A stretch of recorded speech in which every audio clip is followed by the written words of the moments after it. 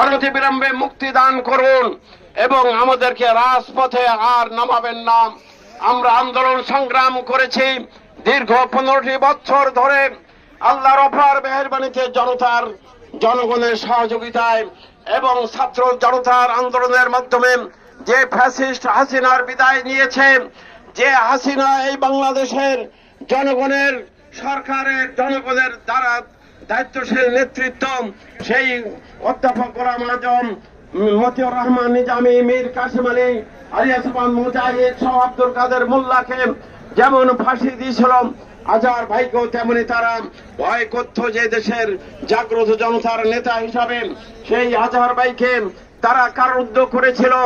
আমরা অনতিবিলম্বে সরকারের কাছে জোর দাবি জানাই, আমাদের প্রিয় নেতা